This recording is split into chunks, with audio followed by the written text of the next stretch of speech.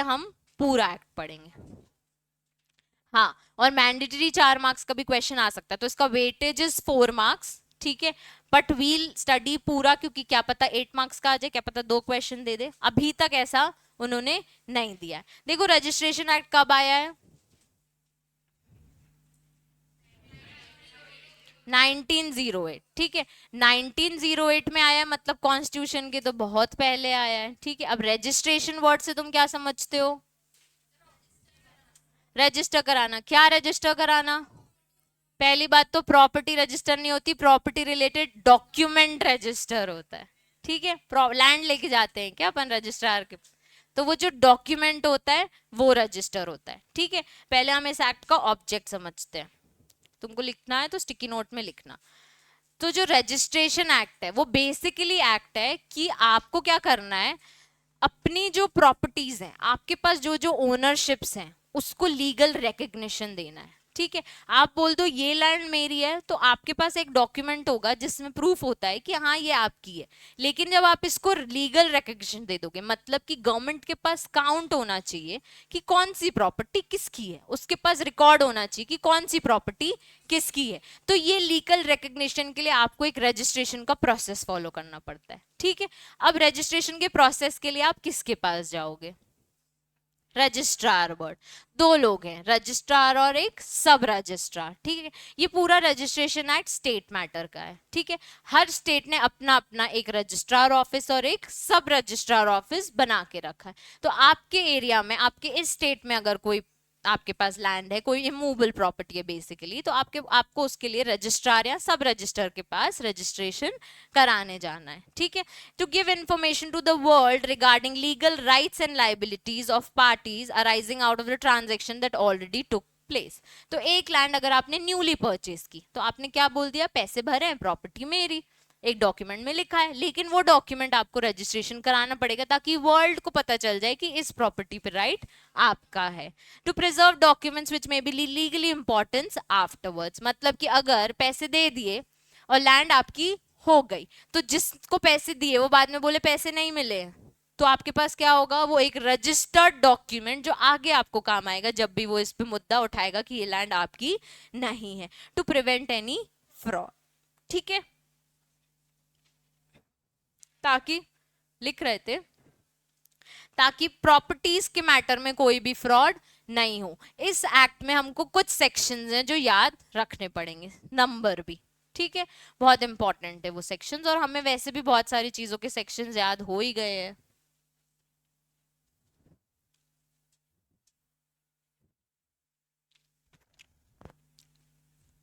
Done? Read करूं क्या?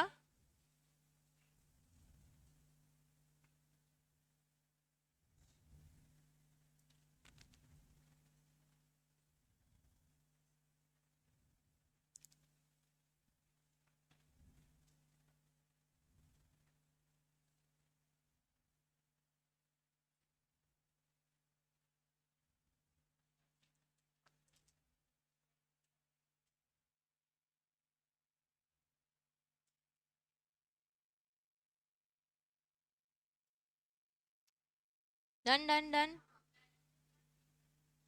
राशि 5 हो गया। डन। चलो, अब हम आ जाते हैं हमारे टॉपिक पे। जो हमारे पास इसमें टॉपिक्स हैं वो एक रजिस्ट्रेशन एक्ट 1908, एक ट्रांसफर ऑफ प्रॉपर्टी है। Transfer of property act old वालों को नहीं है, ठीक है, ओनली न्यू वालों को। ट्रांसफर ऑफ प्रॉपर्टी हम कल से चालू करेंगे, ठीक है। चलो, हमने देख लिया legal recognition to the right for relating to any immovable property कौन सा एक्ट देता है? Registration act. Registration means recording of the contents of a document with a registering officer and preservation of copies of the original document, इसको हम बोलते हैं registration. तो जो कंप्लीट एक्ट है उसका मीनिंग क्या है? रिकॉर्ड रखना, कि आपके पास कोई डॉक्यूमेंट्स है उसका रिकॉर्ड रखना। उसका रिकॉर्ड रजिस्टरिंग ऑफिसर रखेगा। रजिस्टरिंग ऑफिसर आपको एक डॉक्यूमेंट में सील लगा के देगा, साइन लगा के देगा, और उसमें एंडोर्स करके देगा कि ये प्रॉपर्टी पे आपका राइट आपका ही है, ठीक है। और इस रिकॉर्ड को वो अपने एक रजिस्टर मेंटेन करते जिसमें आपका नाम लिख देगा और उस प्रॉपर्टी की डिटेल्स वो वहां पे लिख देगा, ठीक है। Registration Act provides provision relating to registration of documents with their respective authority. Respective authority यानी आपके state की authorities. Both stamping and registration play a vital role in transferring of a property. तो हमने इससे पहले एक स्टैम्प एक्ट पढ़ा था, तो उसमें हमने पढ़ा था स्टैम्प ड्यूटी. तब भी मैं बार बार बताती कि रजिस्ट्रेशन एक्ट में हम रजिस्ट्रेशन वाली चीजें पढ़ेंगे. तो स्टैम्प ड्यूटी पे करने के बाद आप रजिस्ट्रेशन के पास, रजिस्ट्रार के पास जाते हो फॉर रजिस्टरिंग दोज डॉक्यूमेंट्स. तो वो रजिस्टर करते टाइम ये चेक करते क्या आपने कंप्लीट स्टैम्प ड्यूटी पे की है, नहीं की है तो पेनाल्टी लगाएंगे, तुरंत तुरंत एक्स्ट्रा फीस, एडिशनल फीस भर के आपका रजिस्ट्रेशन कंप्लीट करेंगे. ठीक है. इसमें दो क्लासेस है. There are two kinds of classes, compulsory registrable documents and optional register. Section number 17 और सेक्शन नंबर 18 लिख लो. 17 और 18 ये दो सेक्शंस हमको याद रखने हैं. अभी कौन कौन से? 17 क्या बोलता है?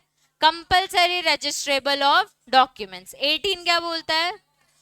Optional registrable documents. अब कंपलसरी मतलब मैंडेटरी रजिस्ट्रेशन कराना ही है, ऑप्शनल मतलब कराया तो ठीक, नहीं कराया तो भी ठीक. 17 में दो चीजें, 1 और 17, 1 सबसेक्शन 1 और 17 सबसेक्शन 2. देखो सबसेक्शन पहले उन्होंने बताया था certain documents which are compulsory registrable. Section 17 of the registration act lays down all documents which are compulsory required to be registered, and those documents are सबसे पहला instruments of gift of immovable property, दूसरा other non testamentary instruments, तीसरा non testamentary instruments which acknowledge the receipt or payment, lease of immovable property from year to year, or non-testamentary instrument transferring, assigning any decree or order of the court. कितने हो गए? 5. सबसे पहले gift याद रखो. सबसे पहले सेक्शन 17 पढ़ रहे हैं. पहला कौन सा? गिफ्ट. दूसरा कौन सा? Non testamentary. अभी मतलब बताऊंगी. ठीक है. तीसरा कौन सा? Non testamentary instruments which acknowledge rights of receipt of payment. Fourth कौन सा? लीज. फिफ्थ कौन सा? डिक्री और ऑर्डर. नॉन टेस्टिमेटरी जो डिक्री और ऑर्डर से आया. ठीक है. पहला वाला मतलब पप्पा ने गिफ्ट दिया है. चलो ऐसे समझ लेते हैं, श्रेयांश ने अपनी गर्लफ्रेंड को कोई गिफ्ट दिया है. ठीक है. बड़ी सी प्रॉपर्टी दी है. रजिस्ट्रेशन कराना है, मैंडेटरीली कराना है. रजिस्ट्रेशन नहीं कराया तो गिफ्ट वैलिड है क्या? नहीं वैलिड है. फिर इसकी गर्लफ्रेंड इसको बोलेगी वैलिड गिफ्ट नहीं है. ठीक है. In case when the donor dies before registration, we are not talking about Shreyansh here. अगर कोई एक डोनर है वो रजिस्ट्रेशन कराने से पहले ही मर गया, the document may be presented for registration after his death, and if the registration it will have the same effect as the registration in his life time. देखो एक अंकल है ए. ठीक है. इन्होंने क्या किया, अपने एक ऐसे ही फ्रेंड को प्रॉपर्टी दी. ठीक है. एक अग्रीमेंट के थ्रू लैंड बोल दिया तुम्हारी. रजिस्ट्रेशन कराना है, एक टाइम पीरियड होता है, उस बीच में आपको रजिस्ट्रेशन कराना ही है. आपको एक टाइम देते हैं. ठीक है. डॉक्यूमेंट एग्जीक्यूट कर दिया इन्होंने, दोनों ने साइन कर दिया कि प्रॉपर्टी देनी है. अब जब ये टाइम पीरियड चल रहा है, उस बीच अंकल जी की बेचारे की डेथ हो गई. ठीक है. प्रॉपर्टी किसकी थी? अंकल की. किसको मिल गई? दूसरे अंकल को, बी अंकल को. बी अंकल जाके रजिस्ट्रेशन करा सकते हैं और इसका इफेक्ट एज इट इज रहेगा जैसे कि एक जिंदा आदमी का होता. अब इसके घर वाले आ जाएंगे, वो तो बाकी है ना, सिर्फ अंकल जी की डेथ हुई है. बाकी लोग आ जाएंगे, प्रॉपर्टी तुम्हारी कैसे हुई भाई? इसकी डेथ के बाद हमारे बच्चे को प्रॉपर्टी मिलेगी, इसकी प्रॉपर्टी है ये. अब डॉक्यूमेंट एग्जीक्यूट हो गया है तो प्रॉपर्टी किसकी हुई? बी की. पर रजिस्ट्रेशन तो नहीं हुआ ना. अभी तो सुना कि श्रेयांश ने गिफ्ट दिया है, रजिस्ट्रेशन नहीं कराया तो इनवैलिड. आदर्श राइट. किसकी हुई प्रॉपर्टी? ए के घर वालों की कि बी की? बी की. ए के घर वालों की ना, ए तो बचा ही नहीं यार. भूमिका बी की. मेरा फेस रीड कर रहे हो क्या तुम लोग? नॉमिनी. ठीक है. देखो बच्चे, जो हम पढ़ रहे हैं गिफ्ट, अगर उसने गिफ्ट कर दिया तो प्रॉपर्टी किसकी? बी की. ए के घर वाले आ भी जाए तो अभी वो टाइम पीरियड है, वो मैंने बताया नहीं तुम लोगों को कितना टाइम पीरियड है, तो बोलते 4 महीने में रजिस्ट्रेशन करा सकते हो. तो अभी वो टाइम पीरियड चल रहा है. 4 मंथ्स के अंदर अंदर जाके उसने रजिस्ट्रेशन करा लिया तो प्रॉपर्टी उसकी. अगर उसने नहीं भी करा और ये लोग जाग गए और फटाफट वो रजिस्ट्रार पहुंच गया रजिस्ट्रेशन कराने, तो भी प्रॉपर्टी बी को मिलेगी. ठीक है, तो जो ए और ए के घर वाले सोच रहे थे यहाँ पे वो लोग केस नहीं जीत रहे, क्योंकि उसने गिफ्ट उसको कर दिया है। बस रजिस्ट्रेशन बाकी, और रजिस्ट्रेशन के लिए टाइम है, तो वो करा लेगा, तो प्रॉपर्टी अल्टीमेटली उसी को ही मिलेगी। ठीक है, किसका नॉमिनी? नहीं, तो भी नहीं, नॉमिनी को तो उसी की माननी पड़ेगी ना जो प्रिंसिपल बोलेंगे। ठीक है, जो ओनर ऑफ द प्रॉपर्टी है, मेरी एक प्रॉपर्टी और मैंने नॉमिनी अपने बच्चे को बना रखा है। ठीक है, अभी मैं जिंदा हूं, बच्चा भी है, अब वो प्रॉपर्टी किसी और को गिफ्ट कर दी, अब नॉमिनी नहीं लड़ सकता कि ये मैडम नहीं है तो प्रॉपर्टी मेरी, गिफ्ट तो कर दी है ना।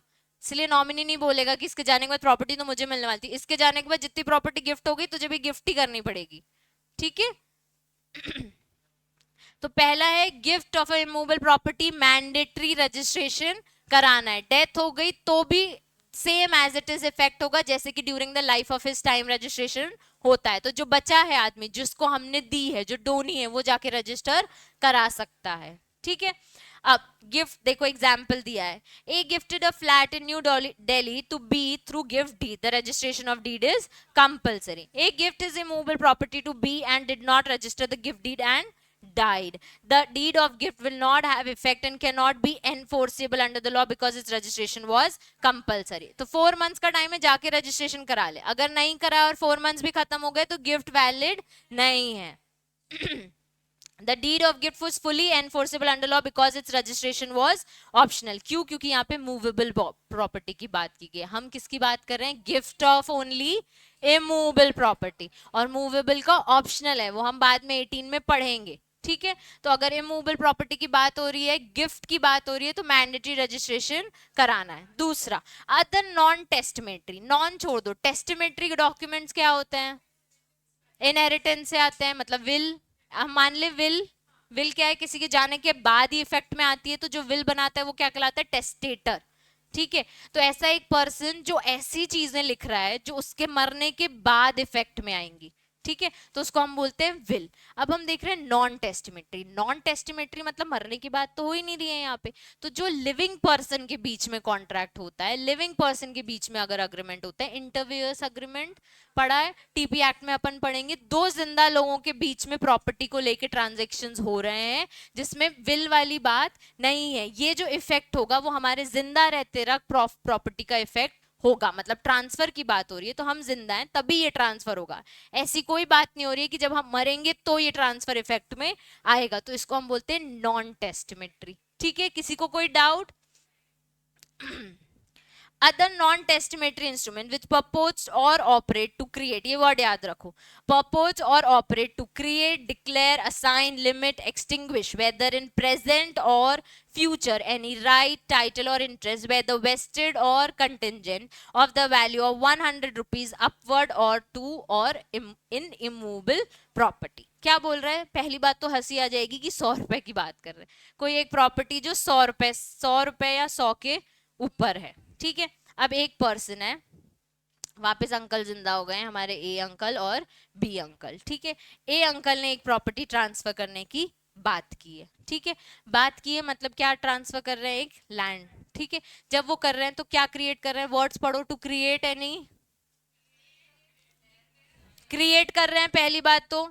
दूसरा, डिक्लेयर कर रहे हैं डॉक्यूमेंट में कि राइट हम किसको दे रहे हैं, असाइन कर रहे हैं लैंड का ओनरशिप, और लिमिट कर रहे हैं अपन भाई इसके बाद अब तुमको अगर मैं बोल दूं सब लेट नहीं कर सकते, आगे नहीं दे सकते, या खुद के राइट्स को लिमिट कर रहे हैं कि अब मेरा इस प्रॉपर्टी में कोई राइट नहीं, किसी और का राइट है। और क्या वर्ड लिखा है? एक्सटिंग्विश, अपना राइट खत्म कर रहे हैं। और बस whether in present and future, उसके बाद एक और वर्ड लिखा है एनी राइट, या फिर कंटिंजेंट वर्ड लिखा है,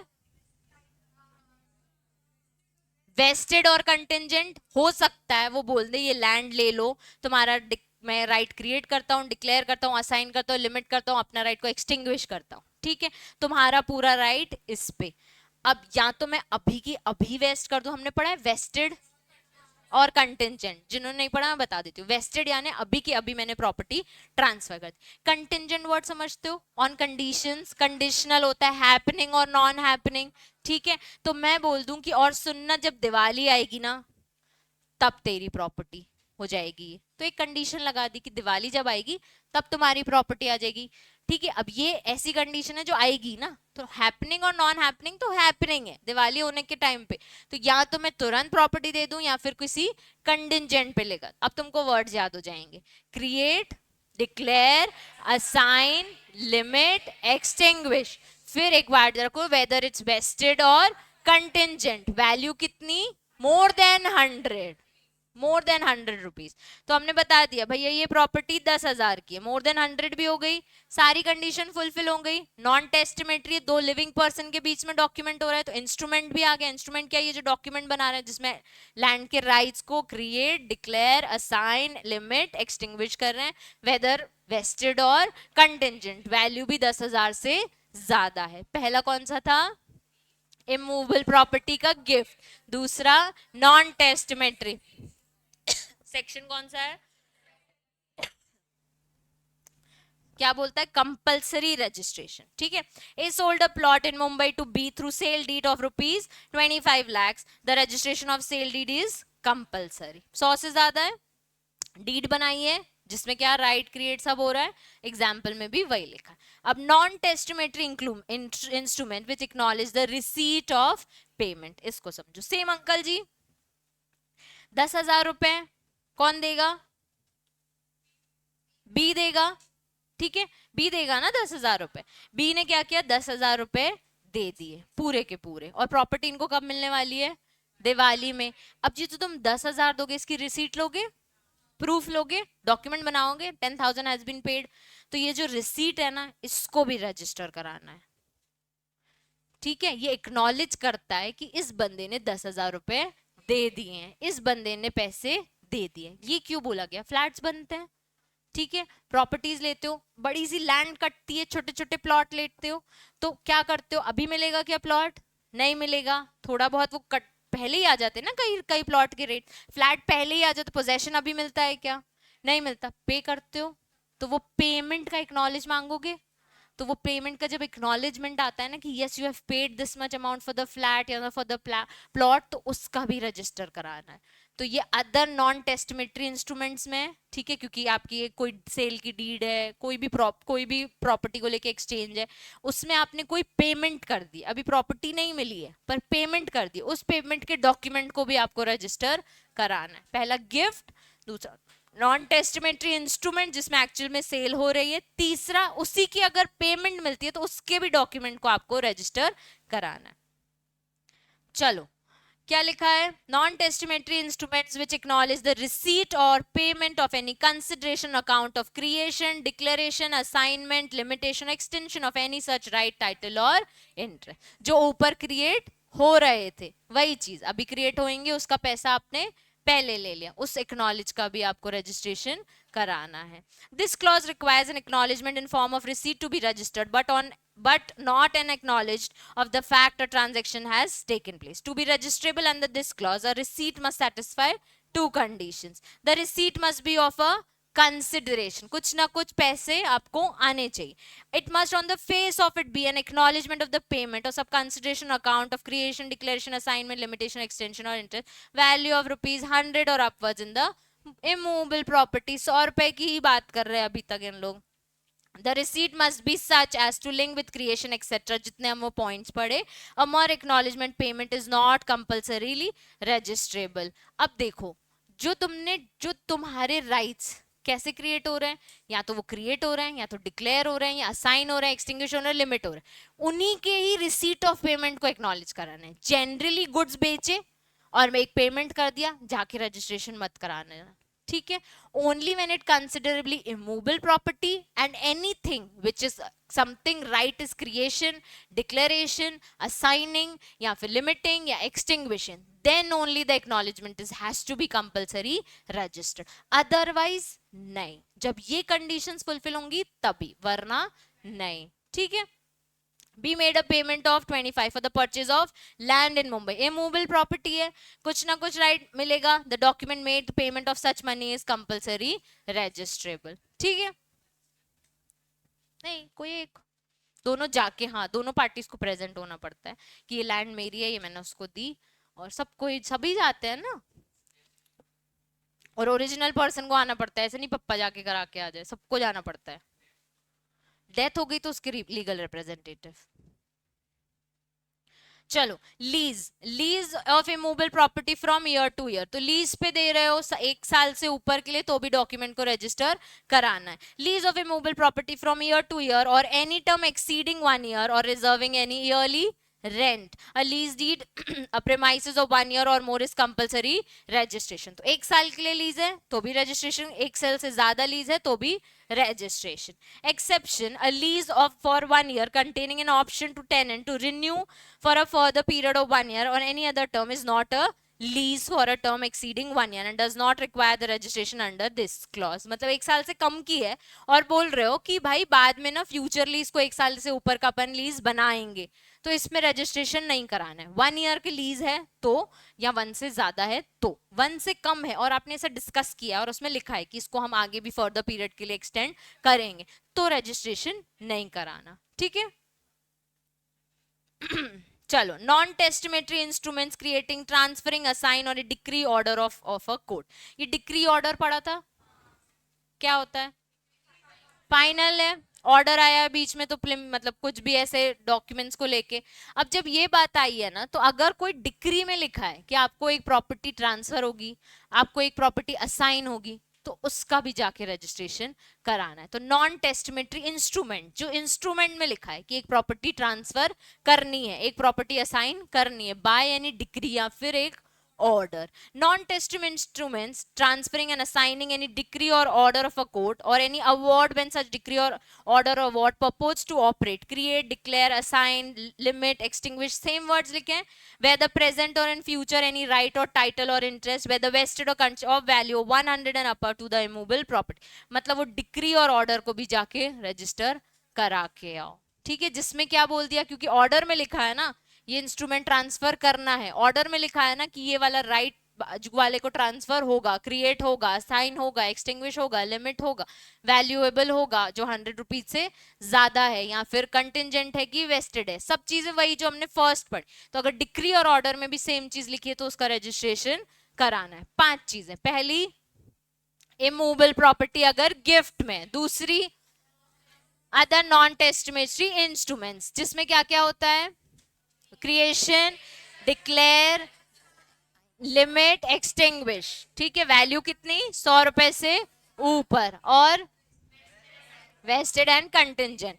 फिर third point, acknowledgement of receipt of any payment, उसमें कंडीशन है, कंसिडरेशन होना चाहिए, फेस ऑफ द रिकॉर्ड में लिखा होना चाहिए कि एक्नॉलेजमेंट ऑफ एनी पेमेंट है। और एक और पॉइंट क्या है, इमूवेबल प्रॉपर्टी होनी चाहिए। अब third fourth point, lease, year to year या फिर more than 1 year। Fifth point, decree और ऑर्डर जिसमें ट्रांसफर या फिर कोई भी राइट क्रिएट हो रहा। सेक्शन 17 सबको याद हो गया? ठीक है। कंपल्सरी रजिस्ट्रेशन ऑफ डॉक्यूमेंट्स में 5 चीजें आती हैं।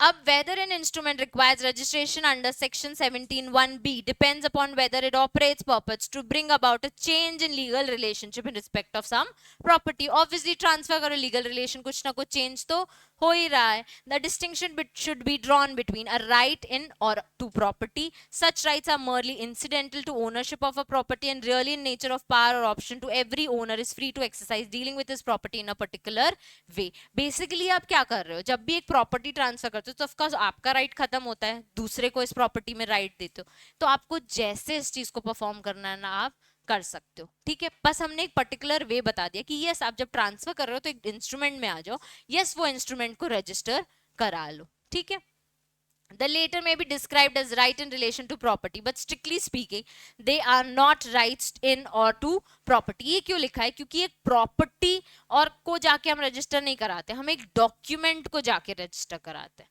तो आपका राइट किस में क्रिएट होता है, डॉक्यूमेंट में क्रिएट होता है।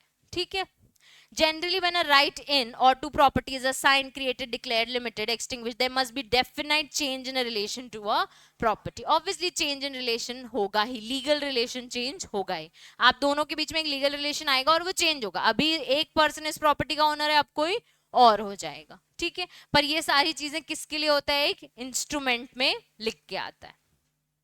exception to section 17(1) registration of non-testamentary documents mentioned in clause B में लिखा था एंड C में लिखा था acknowledgement और receipt of 17(1) is subject to exceptions. पहला, कब कंपलसरी मतलब रजिस्ट्रेशन हमको नहीं कराना? पहला है कॉम्पोजिशन डीड, यानी एक सपोर्टिंग डॉक्यूमेंट। ठीक है, आपका एक इंस्ट्रूमेंट क्रिएट हो गया, उसके साथ आपने एक कॉम्पोजिशन डीड भी लगा दी जिसमें शायद कुछ और टर्म्स एंड कंडीशन होंगे, तो आपको वो जाके अलग से रजिस्ट्रेशन नहीं कराना है। आपने एक इंस्ट्रूमेंट करा लिया, उसकी कॉम्पोजिशन डीड को रजिस्टर नहीं कराना। इसमें क्या होता है बेसिकली, मैंने वहां लिखा है बाय डेटर। अभी क्या हुआ कि डेटर यानी जो पेमेंट रिसीव करेगा, उस पर्सन ने एक और डॉक्यूमेंट कुछ लगा दिया होगा अपने अपने राइट्स को कुछ मेंशन करने के लिए कि इस टाइम में पेमेंट दे देना, इतने महीने में दे देना, इस बैंक अकाउंट में दे देना। उसको जाके रजिस्ट्रेशन कराने की जरूरत नहीं है। दूसरा है an instrument relating to shares in joint stock company. इसमें भी राइट आता है, एक्सचेंज होता है, डिक्लेयर होता है, असाइन करते हैं हम किसी को, तो ये आपको रजिस्ट्रेशन नहीं कराना। डिबेंचर्स भी नहीं कराना। Any endorsement upon transfer of any debentures, वो भी नहीं कराना। मतलब इश्यू कर रहे हो तो भी नहीं, ट्रांसफर कर रहे हो तो भी नहीं। Any document other than the document specified under clause E above creating merely a right obtain another obtain which will which execute create declare assign extinguish and मतलब will का ना एक्चुअली रजिस्ट्रेशन कंपलसरी नहीं है। Will लिख ली तो mandatory नहीं है, आगे हम देखेंगे, अभी ऑप्शनल में है कि विल ऑप्शनल में आता है। ठीक है, तो इसलिए उसको भी बोल दिया कि exception to the compulsory registration documents, क्योंकि विल से भी एक राइट एक्सटिंग्विश लिमिट असाइन सब आता है राइट का।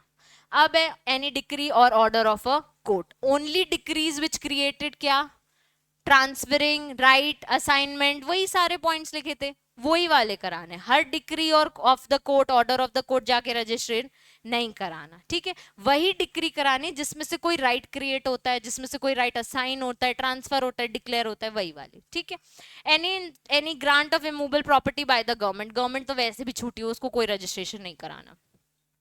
any instrument of partition made by a revenue officer, any order granting loan instrument of collateral security granted under land improvement act। अभी क्या हुआ, लोन के लेके आपको लोन गवर्नमेंट ग्रांट्स देती है। ठीक है, तो गवर्नमेंट कोई ग्रांट देगी, गवर्नमेंट आपको कोई प्रॉपर्टी देगी, कोई एग्रीकल्चर काम करने के लिए, कोई टेक का काम करने के लिए, तो उसको जाके रजिस्ट्रेशन कराने की जरूरत नहीं है। अगर गवर्नमेंट आपको कोई लोन दे रही है, ठीक है, एनी ऑर्डर ग्रांटिंग अ लोन और इंस्ट्रूमेंट ऑफ कोलेटरल सिक्योरिटी, जो भी आपको इस एक्ट के अंदर आता है तो वो इस एक्ट में जाके रजिस्ट्रेशन कराना है। लैंड इंप्रूवमेंट में, रजिस्ट्रेशन एक्ट में उसको कंपलसरी नहीं है। Any order granting loan under agricultures loan, तो इसके लिए भी जाके रजिस्ट्रेशन नहीं कराना। Any order under charitable endowments नहीं कराना। Any endorsement of mortgage deed acknowledging the payment of whole or any part of mortgage money or any other receipt for the payment of money due to under mortgage which receipt does not purport to extinguish the mortgage। Loan लिया है bank से, गिरवी में कोई property रखी है, कोई ना कोई राइट है उसके पास, लोन नहीं पे करोगे तो क्या करेगा, मॉर्गेज वाली प्रॉपर्टी बेच देगा। राइट दिया है ना उसको, तो कब दिया है, लेकिन जब लोन नहीं पे करेंगे तो जाके मॉर्गेज डीड को रजिस्ट्रेशन नहीं कराना। ठीक है, बैंक से लोन लिया लोन लेने के टाइम पे एक अपना घर जाके उस पे मॉर्गेज रखा है कि सर लोन नहीं पे किया ना, घर बेच लेना हमारे, उसको राइट दिया है ना बेचने का। मॉर्गेज डीड बनाई जिसमें तुमने लिखा कि 50 लाख रुपए का लोन दो और घर गिरवी में लो, उसमें लिख दिया transfer of right, limitation of right, extinguish of right, creation of right, सब कर दिया, असाइनमेंट ऑफ राइट। अब इसको जाके रजिस्ट्रेशन नहीं कराना है, क्योंकि क्या तुमने घर बेच ही दिया है, क्या नहीं बेचा है ना, अभी गिरवी पे रखा है, अभी मॉर्गेज में रखा है। तो उसके लिए अगर आपने कोई डीड बनाई है ना, तो वो भी एक इंस्ट्रूमेंट है which creates any right in future. तो हम बोल रहे हैं इसको रजिस्टर मत कराओ। लॉ में हमने स्पेसिफिकली बता दिया मॉर्गेज डीड को रजिस्टर मत कराओ, ठीक, क्योंकि उसमें लिखा था इन प्रेजेंट और इन फ्यूचर, तो इन फ्यूचर लोन नहीं पे किया तो प्रॉपर्टी उसकी। तो हम बोल रहे हैं कि इसको जाके रजिस्ट्रेशन मत करो, क्योंकि वो कंप्लीटली डिपेंड करता है कि आप लोन पे करोगे कि नहीं करोगे। नहीं करोगे तो उसको राइट मिलेगा ना। तो there is a different concept for the mortgage deeds, पर राइट नाउ नहीं करो।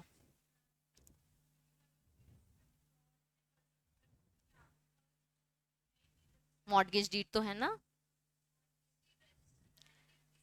देखो एक बात बताओ, मॉर्गेज डीड बनाई, स्टैम्प ड्यूटी भरी, ठीक है, रिकॉर्ड में तो चले गए। अब एक बात बताओ, नोटरी हुई ना, रिकॉर्ड में तो चले गए। अब एक बात बताओ कि नहीं भरा लोन तो बैंक का घर है, ठीक है, तुमने लोन नहीं भरा तो घर किसका है, बैंक का। तुम क्या लड़ोगे, बैंक की प्रॉपर्टी नहीं है, रजिस्ट्रेशन नहीं हुआ है, ये इनवैलिड है, यही लड़ोगे ना रजिस्ट्रेशन एक्ट के हिसाब से, यही दिमाग में क्वेश्चन है ना। क्या फ्रॉड करोगे इसमें, क्या ही फ्रॉड हो। आई गेस यही सोचे, क्योंकि इसमें फ्रॉड क्या है, लोन नहीं पे किया तो प्रॉपर्टी किसकी, बैंक की, तो तुम फ्रॉड क्या करोगे, ये बोलोगे रजिस्ट्रेशन एक्ट के हिसाब से रजिस्टर्ड नहीं है तो ये इनवैलिड है।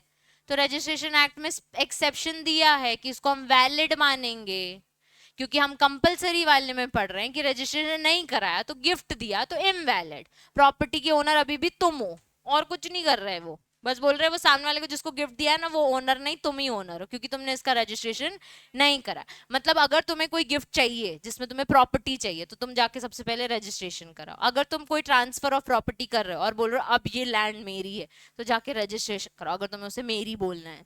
नहीं तो ये लैंड उसी की है जिसने तुम्हें ट्रांसफर किया है, बस यही फर्क है। तो अगर मॉर्टगेज डीड क्रिएट कर रहे हो तो तुम बोल रहे हो कि घर मेरा है, बैंक का नहीं है, क्योंकि रजिस्ट्रेशन नहीं करा, तो ने एक्सेप्शन डाल दिया, घर बैंक का है, बैंक ने मॉर्टगेज डीड में साइन किया है, तुमने भी किया है, ठीक है, चार्ज क्रिएट हुआ है कंप्लीटली। अब any certificate of sale granted to a purchaser of any property by public auction by civil and revenue officer, मतलब ये जो बिडिंग वगैरह है ये किसी पब्लिक ऑफिस में हुई है तो भी रजिस्ट्रेशन कराने की जरूरत नहीं है। अब हमने बोल दिया कंपलसरी नहीं है, तुमको कराना है जाके कराओ, ठीक है। हमने एक्सेप्शन दे दिया कि जरूरी नहीं है इन सारे पॉइंट्स में कराना। 17 में पढ़ा क्या, कंपलसरी कराना है। 17 का ही एक एक्सेप्शन है जिसमें बोल दिया ये सारे डॉक्यूमेंट्स को रजिस्ट्रेशन नहीं कराना। अब आ जाते हैं 18, जब बोल रहे documents of which is optional. All documents are not included in section 17 and have the option of optional registration. इसमें one of the option is will। एक बार रीड करो, पानी भी क्या आती हो, ठीक है, एक बार रीड करो पॉइंट्स। मूवेबल प्रॉपर्टी है पहला।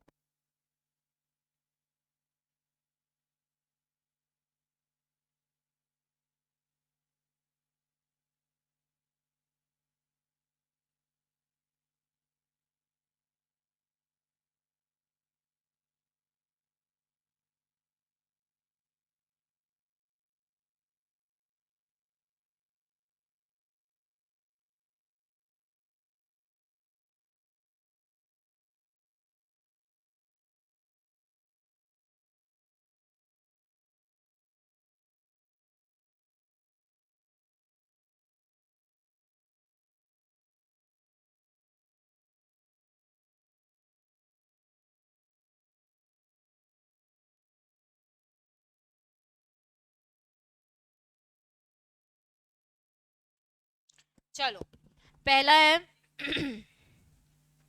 a will or an instrument related to movable property, ठीक है, उन लोग ने बोल दिया ये ऑप्शनल है। पॉइंट्स देखो यहाँ से ए बी सी, यहाँ से पहला पॉइंट देखो, instruments other than instrument of gift and will. पहले लिख दिया वो वाले इंस्ट्रूमेंट जो गिफ्ट नहीं है और विल में भी नहीं लिखे, ठीक है।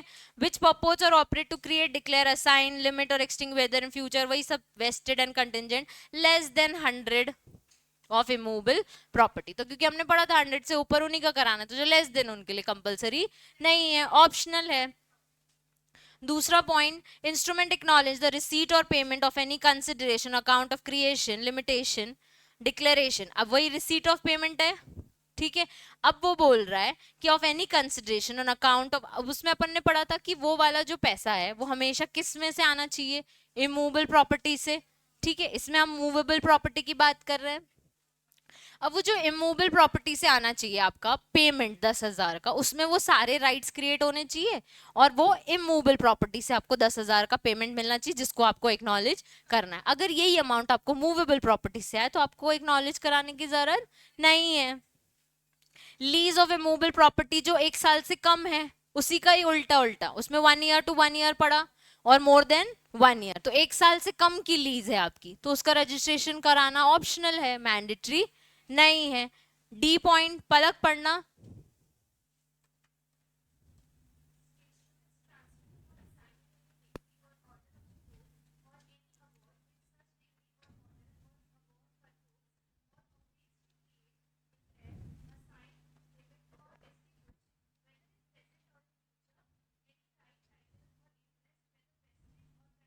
वैल्यू लेस देन 100, वही डिक्री, वही जो 5 पॉइंट पड़े अभी तक तो वही देख रहे हैं। ठीक है, अब 100 से नीचे ई पॉइंट पढ़ना श्रेयांश।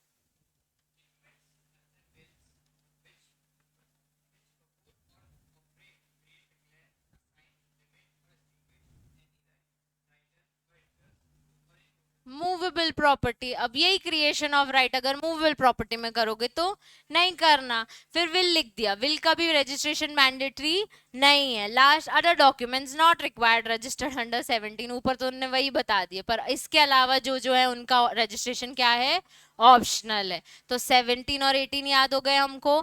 17 में कंपलसरी के लिए 5 चीजें, 18 में जी तक हैं जिसमें बोल दिया गया है ऑप्शनल है डॉक्यूमेंट्स। ठीक है, अब time and place of registration section 23 से 31, टाइम एंड प्लेस तुमको मैंने बता दिया 4 महीने में तुमको रजिस्ट्रेशन कराना है। प्लेस जहां लैंड है वहां जाके करा लो रजिस्ट्रेशन। अगर लोग 10 जगह है तो फिर क्या करना है, नहीं, जहां प्रॉपर्टी है वहां पे जाके करा लो। अभी देखते हैं, document executed in India, a document other than a will must be presented within 4 months of its execution। मतलब 1 जनवरी 2024 को एग्जीक्यूशन हो गया, मैंने जाके रजिस्ट्रेशन कराया 1 मार्च 2024, विद इन 4 मंथ्स है, पर इफेक्टिव डेट क्या होगी, 1 जनवरी होगी, क्योंकि एग्जीक्यूशन किस दिन हो रहा है, 1 जनवरी को। रजिस्ट्रेशन किस दिन हो रहा है, 1 मार्च को। तो हम बोल रहे हैं पहली बात तो 4 महीने के अंदर आके रजिस्ट्रेशन करा लो। तो एग्जीक्यूशन 1 जनवरी कर लिया, 4 महीने में कभी भी जाके वो डॉक्यूमेंट प्रेजेंट कर लो किसके पास, रजिस्ट्रार या सब registrar. In case of urgent, necessary, etc., the period is 8 months, but higher fee has to be paid। कुछ urgent matters हैं जब क्या टाइम दे दिया उन्होंने, 8 मंथ्स, पर उस टाइम पे फीस रजिस्ट्रेशन की बहुत ज्यादा रहेगी। Documented executed outside India, it has been presented for registration within 4 months after its arrival in India. तो आपका टाइम कब चालू होगा, जब इंस्ट्रूमेंट कहाँ जाएगा, इंडिया में आ जाएगा। तो आपने बाहर एक प्रॉपर्टी का कुछ भी ट्रांजेक्शन किया है कि बाहर के बंदे को यहाँ की प्रॉपर्टी दी हुई है, तो रजिस्ट्रेशन वो कब कराएगा, जब इंस्ट्रूमेंट इंडिया में आएगा। खुद बंदे की बात नहीं हो रही है। ठीक है, document executed outside India, it has been presented for registration within 4 months after its arrival in India. ठीक है, डॉक्यूमेंट जब इंडिया आ गया 4 महीने में जाके रजिस्ट्रेशन करा लेना। वैसे भी इंडिया वाले डॉक्यूमेंट्स के लिए भी 4 महीने, कुछ अर्जेंट मैटर्स के लिए 8 महीने, उसके लिए फीस ज्यादा। टाइम एंड प्लेस इतना ही है। अदर इंपॉर्टेंट प्रोविजंस, ठीक है बच्चे, क्वेश्चंस ना हमको इसी फॉर्म में आएंगे। अगर कहीं पे कुछ ओल्ड में अलग हो तो बता देना, बाकी मैंने चेक किया है। अब री रजिस्ट्रेशन एक इंपॉर्टेंट है, सेक्शन 23A। ठीक है, री रजिस्ट्रेशन का मतलब क्या समझते हो, तुम्हारी बुक में बहुत ज्यादा है क्या, है ही नहीं, इतना ही है ना। री रजिस्ट्रेशन मतलब समझते हो, अगर कोई एरर वगैरह लग रहा है तो दोबारा रजिस्ट्रेशन करा लो। Provides that re registration of certain document section mainly intend to deal with situation where original presentation was by a person not duly authorized, it overrides the decision एक केस में दिया हुआ है। बेसिकली इसमें क्या हुआ था कि आपने डॉक्यूमेंट करा लिया था रजिस्ट्रेशन, उसमें कुछ एरर था इंस्ट्रूमेंट में, तो आपको चेंजेस कराने, तो उन्होंने बोल दिया ठीक है हम एक 23 एक सेक्शन दे देते हैं कि री रजिस्ट्रेशन आप करा सकते, क्योंकि हमको ये नहीं लगना चाहिए ना once a document is registered तो अब हम कुछ चेंजेस नहीं कर सकते, अब हम कुछ भी नहीं कर सकते इस चीज का। अब कोई ऐसा पर्सन जाके रजिस्ट्रेशन करा ले जो ऑथराइज्ड ही नहीं हो उस चीज के लिए, तो अब मेरी कोई प्रॉपर्टी है, मैंने एक अपने एजेंट रखा है, जाके रजिस्ट्रेशन करा के क्या वो करा सकता है, करा सकता है, पर उसके पास एक ऑथोरिटी लेटर होना चाहिए, स्पेशल पावर ऑफ अटॉर्नी होनी चाहिए। ऐसी पावर ऑफ अटॉर्नी नहीं, स्पेशल पावर कि तुम्हारे पास ये वाली प्रॉपर्टी का रजिस्ट्रेशन कराने का राइट है, तो वो करा सकता है। तो अगर वो उसके पास ये स्पेशल पावर होती तो ही, अब सपोज उसने करा लिया नॉर्मल पावर ऑफ अटॉर्नी में, तो गलती रजिस्ट्रार की है, तो मुझे वो चेंज करानी हो तो मैं करा सकती हूँ under section 23A। Several executants, section 24, a document executed by several person at different times may be presented for registration and re-registration within 4 months from the date of execution। Each execution. अभी क्या हुआ, बहुत सारे लोगों ने different different times में registration किया, तो हम बोल रहे हैं मे बी प्रेजेंटेड, सब अपना अपना 4 महीने कैलकुलेट करके रजिस्ट्रेशन कराओ, ठीक है। एक बड़े से लैंड में छोटे छोटे 10 प्लॉट कटे, ठीक है। 10 प्लॉट कटे, 10 ने 1 जनवरी को रजिस्ट्रेशन नहीं करा, किसने जनवरी, फेब, मार्च, अप्रैल, तो सब अपने अपना 4 मंथ्स काउंट करके रजिस्ट्रेशन करा लो, ठीक है, क्योंकि लैंड तो एक ही थी ना। तो अब लेकिन तुमने अपना अपना कट करके प्लॉट लिया है, तो अपना अपना रजिस्ट्रेशन अपने अपने 4 मंथ्स काउंट करके कराओ। डॉक्यूमेंट एग्जीक्यूटेड आउटसाइड इंडिया, अभी पढ़ा, अराइवल जब होगा तभी आएगा। अराइवल के बाद कितना time, 4 months. Presentation of a will, अब सेक्शन 27 प्रोवाइड्स अ विल में be presented for registration, optional है, तो ये मत बोलना क्यों करा रहा है, ऑप्शनल है ना, किसी को करानी हो तो करा सकता है, तो लॉ में तो लिखेंगे ना कि करानी हो तो कैसा कराना है। एट एनी टाइम और deposit any manner provided in section 40-46 registration of a will is optional, वो भी लिख दिया। अभी हम 40-46 पढ़ेंगे तो हमको वो भी समझ आ जाएगी। प्लेस ऑफ रजिस्ट्रेशन, सेक्शन 28 तुम्ही ने बताया जहां पे मैम लैंड होगी ना वहीं पे जाके रजिस्ट्रेशन कराना है, तो उसी के ही जुरिस्डिक्शन के रजिस्ट्रार में। Provides that document affecting a movable property, section 17(1), 2 या फिर ABC, वो सारे clauses shall be presented for the registration in the office of sub registrar within whose sub district the whole और some portion of the relevant property is situated. Any other document may be presented for registration either in office of sub registrar in sub district. क्या क्या लिखा है इतना सारा सारा, मैं तुमको एक पहले प्रैक्टिकली बताती हूँ क्या होता है। हमारी स्टेट गवर्नमेंट है, मैंने तुमको एक बार वो दिखाया था महाराष्ट्र का ग्रास में कैसे स्टैम्प ड्यूटी निकालते, उसमें इंस्पेक्टर जनरल में जा रहे थे हम, अगर याद हो तो सबसे पहले ना वो आते हैं, ठीक है, इंस्पेक्टर जनरल, फिर आते हैं हमारे रजिस्ट्रार, ऐसा टाइप का अपॉइंटमेंट है। अब हमको ना सारे सेक्शंस उन्होंने पढ़ाए नहीं, हमने सीधे कौन सा पढ़ा, 17, 3, 4, 5, 6 मैम कहाँ गए, उनने तुमको दिए ही नहीं है सिलेबस में। तो ये सब ना 3-4 सेक्शन में, कि 2 में डेफिनेशंस है एज यूजुअल, तुमको एक भी नहीं दी। 3 में ये सब है कि एक्चुअल में कौन है रजिस्ट्रार, सब रजिस्ट्रार, बार बार सुन रहे हो तो मैं तुमको बता रही हूँ कि जो हमारी स्टेट है, हम हर जगह पढ़ते हैं ना, central government has appointed these kind of officers, हमारी स्टेट गवर्नमेंट लोगों को अपॉइंट करती है, एक इंस्पेक्टर जनरल को अपॉइंट करती है, एक रजिस्ट्रार को और एक सब रजिस्ट्रार को, और इसके नीचे भी इंस्पेक्टर आते हैं नॉर्मल, ठीक है। हमको सिलेबस में सिर्फ ये 2 पढ़ाए गए हैं, ठीक है। अब एक और चीज है कि आपने सब रजिस्ट्रार के पास जाके रजिस्ट्रेशन कराना है। इस बंदे ने रिफ्यूज कर दिया तुम्हारा रजिस्ट्रेशन, तो तुम्हें किसके पास जाना है, रजिस्ट्रार ने रिफ्यूज कर दिया तो सिविल कोर्ट, ठीक है, डायरेक्टली सिविल कोर्ट, तो तब CPC फॉलो करना है। तो ये सब ना तुम्हारे कॉन्सेप्ट में इतना क्लियरली नहीं है, क्योंकि शुरू के सेक्शंस तुमको दिए नहीं है, और नहीं दिए तो कोई बात नहीं, कम पढ़ेंगे लेकिन समझेंगे पूरा। तो ये लोग हम पढ़ रहे हैं, तो हर बार ना 2 चीजें हम पढ़ते टाइम रजिस्ट्रार रजिस्ट्रार बोल रहे थे, पर लीगली बोलते हैं पहले सब रजिस्ट्रार के पास जाओ, वो रिफ्यूज करे तो रजिस्ट्रार, वो रिफ्यूज करे तो सिविल कोर्ट। तो ये स्टार्टिंग के सेक्शंस उन्होंने बताए नहीं थे। अब प्लेस ऑफ रजिस्ट्रेशन बोल रहे हैं कि अगर ये स्टेट है, ये कौन सा स्टेट है, MP, तो इसके सब रजिस्ट्रार के पास जाओ, ये नहीं करे तो रजिस्ट्रार। तो ये बता रहे हैं कि अपने स्टेट के जुरिस्डिक्शन में लैंड पड़ती है तो इसके पास चले जाओ, या फिर तुम्हारा रेसिडेंस कहाँ है, ठीक है, ये अपन ने पहले भी समझा था कि तुम्हारा रेसिडेंस अगर गुजरात में है, ठीक है, अब लैंड कहाँ ले रहे हो, MP में, तो तुम्हें तब समझना पड़ेगा कि तुम्हें इसका रजिस्टर, ऑब्वियसली लैंड यहाँ पे है तो तुम्हें यहाँ के सब रजिस्ट्रार के पास जाके रजिस्ट्रेशन कराना है। पर कुछ इंस्ट्रूमेंट्स ऐसे होते हैं जिसमें लीगल राइट, जिसमें ऑप्शनल है, तो तुम जहां रेसिडेंस हो वहां पे भी जाके करा सकते हो, ठीक है।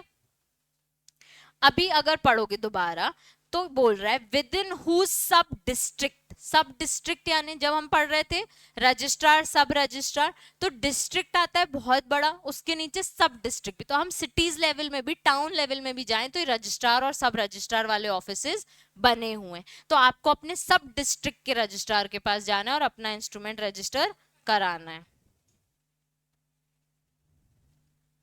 चलो, document was executed or in office of any other sub registrar under state government at which all the person executing desired a document to be registered। अगर different persons हैं, ठीक है, तो स्टेट गवर्नमेंट के हिसाब से जो भी सही सब रजिस्ट्रार बैठेगा ना वहां जाना है। अब एक बार सेकेंड पॉइंट दोबारा पढ़ो यहां से,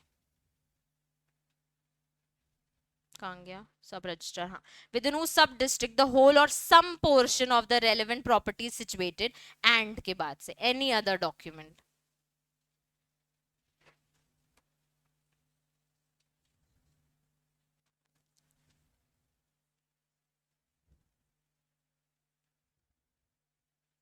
इसका मतलब है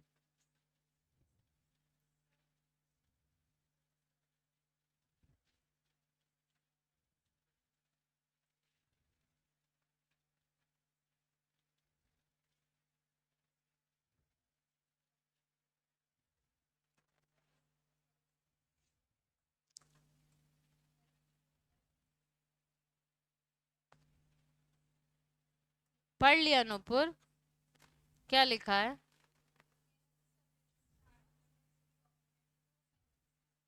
उसके बाद तो कुछ और लिखा है। अगर आपके लोग डिफरेंट डिफरेंट लोकेशन पे रहते हैं तो आप उस डिस्ट्रिक्ट में करा लो जो आपके स्टेट के अंदर आता है, ठीक है? तो अभी ये सब स्टेट मैटर है, ठीक है? तो अब हर स्टेट ने अपना रजिस्ट्रार और सब रजिस्ट्रार बताया होगा। तो आपके अगर प्रॉपर्टी एक जगह है तो या तो उसी के ही सब डिस्ट्रिक्ट के सब रजिस्ट्रार या रजिस्ट्रार के पास चले जाओ। अगर लोग डिफरेंट डिफरेंट एरियाज में, तो अपने अपने एरिया के जो स्टेट स्टेट गवर्नमेंट ने डिक्लेयर किया है सब रजिस्ट्रार के पास वहां जाके रजिस्ट्रेशन करा सकते। ये बनाया मैंने, एक लैंड है, ठीक है, इसके ऊपर राइट एक्सटिंग्विश वो सब एक बंदे के पास है, तो अपने एरिया के सब डिस्ट्रिक्ट के सब रजिस्ट्रार या रजिस्ट्रार के पास जाके रजिस्ट्रेशन करा ले अपने डिस्ट्रिक्ट में। अब इस लैंड पे बहुत सारे लोगों का राइट क्रिएट हो रहा है, सब डिस्ट्रिक्ट के अलग अलग स्टेट के अलग अलग डिस्ट्रिक्ट्स में रहते हैं, तो ये लोग क्या कर सकते हैं अपने अपने डिस्ट्रिक्ट में, लेकिन विद इन द स्टेट, ठीक है, अपने अपने डिस्ट्रिक्ट में लेकिन विद इन द स्टेट जाके सब रजिस्ट्रार के पास रजिस्ट्रेशन करा सकते हैं। ये जैसे एक स्टेट है उसके अपने अपने डिस्ट्रिक्ट से, ठीक है, मतलब अगर हम एरिया बोले तो कोई इंदौर में करा ले, जबलपुर में करा ले, भोपाल में करा ले, तो हमको चलेगा, हमारे पास स्टेट रिकॉर्ड होता है कंप्लीट, तो हमारे रिकॉर्ड्स में आ जाएगा विद इन द स्टेट, ठीक है।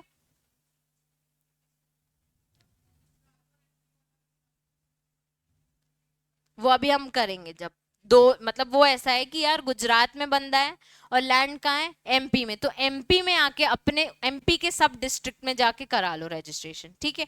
अब तुम गुजरात में हो तो तुम गुजरात में नहीं, इसके स्टेट, एमपी के स्टेट के कोई भी डिस्ट्रिक्ट में जाके करा लो फिर, ठीक है। और ऑब्वियसली जहां तुम्हारी लैंड है जिस डिस्ट्रिक्ट में कवर होगी उसी में जाके कराऊंगी क्योंकि तुम तो गुजरात में बैठे हो। चलो, A buys an immobile property situated in Faridabad, Haryana by way of sale deed. A is liable to register the sale deed in the sub registrar located in the Faridabad district of Haryana. ठीक है, चलो, place of registering of other document section 29.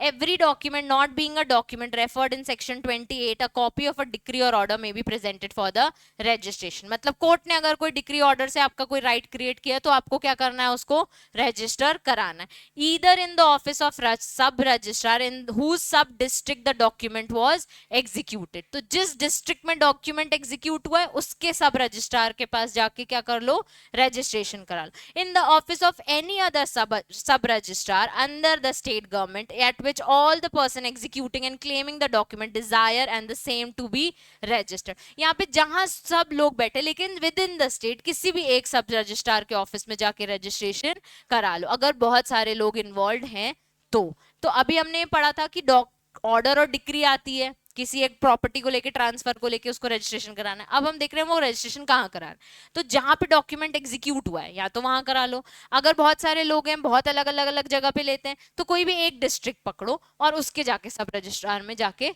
करा लो, किसी भी एक person के। Copy of decree और order under registration act, a copy or decree or order may be registered with the sub registrar within whose sub district it was made. जिस district में create हुआ था वहीं जाके उसी के सब रजिस्ट्रार में कराना है, वही चीज बार बार लिखिए। If the decree or order does not affect immovable property, it may be presented for registration in the office of any other sub registrar under the state government as whose office all person claiming under decree or order it is desired to be registered. Land अगर जबलपुर की है, order और decree कहाँ आया है, जबलपुर में, तो करा लो इसी डिस्ट्रिक्ट में, ठीक है। अब अगर क्या हुआ आपका ऑर्डर और डिक्री इंदौर में आया है, चाहो तो जबलपुर में भी आके करा लो, चाहो तो इंदौर में भी करा लो, ठीक है। डिक्री और ऑर्डर जबलपुर में आया है, डॉक्यूमेंट कहाँ एग्जीक्यूट हुआ है, जबलपुर में, लैंड कहाँ की है, जबलपुर की। तो आप क्या करोगे, यहीं के सब डिस्ट्रिक्ट में जाके रजिस्ट्रेशन करा लो।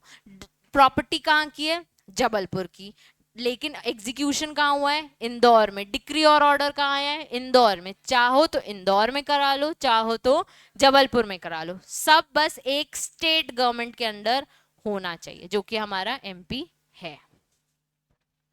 Presenting of documents for registration, क्या क्या लेके जाओगे रजिस्ट्रेशन के लिए, specifies person who can present. अब इस सेक्शन में बताया कौन प्रेजेंट कर सकता है डॉक्यूमेंट्स को। For registration at proper registration office such person are, सबसे पहले सम पर्सन एग्जीक्यूटिंग और क्लेमिंग अंडर द सेम, ठीक है। In the case of copy of a decree और ऑर्डर, तो जब डिक्री और ऑर्डर जो बोल रहा था कि ये मेरी प्रॉपर्टी है, जो क्लेम कर रहा था और उसके फेवर में आया, तो वो जाएगा डॉक्यूमेंट्स लेके, ठीक है। The representative or assign of such person, उसी पर्सन का कोई रिप्रेजेंटेटिव या जिसको वो असाइन करेगा वो भी जा सकता है। थर्ड, एजेंट भी जा सकता है, agent of such person, representative or assign duly authorized by power of attorney, executed authentic in the manner hereinafter mention. Hereinafter मतलब जस्ट नीचे बताया, स्पेशल पावर ऑफ अटॉर्नी लगेगी। कौन कौन जा सकता है डॉक्यूमेंट लेके, जो खुद पर्सन क्लेम कर रहा है, उसका रिप्रेजेंटेटिव या उसका कोई एजेंट। एजेंट के पास क्या होना चाहिए, स्पेशल पावर ऑफ अटॉर्नी, ठीक है। यहाँ पे पावर ऑफ अटॉर्नी लिखा है, अभी आएगा कहीं स्पेशल पावर ऑफ अटॉर्नी होना चाहिए। Compulsory affixing of photograph and etcetera, ये जनरल सेक्शन तुमको बताए हुए। Every person presenting any document at the proper registration office shall affix his passport size photo and fingerprints of the document. कभी किसी ने registry कराई है, कभी नहीं गए। However, where such document relates to transfer of ownership of immovable property, the passport size photo and fingerprints of each buyer and seller of such property mentioned in the document shall also be, सबके इतना गंदा paper होता है, सबके blue थंबप्रिंट्स, और पता है वहां पे कहीं पे कराते हैं वो लोग, पूरे रजिस्ट्रार ऑफिस में थंबप्रिंट्स हैं, मतलब वहाँ की वॉल्स में, क्योंकि हाथ में लगाते हैं वो बहुत अलग टाइप का थंबप्रिंट होता है, इजीली रिमूव, तो लोग ऐसे वॉल में छाप छाप के चले गए हैं, पूरे वॉल में थंबप्रिंट्स हैं, वहाँ अलग ही आर्ट बनाया है।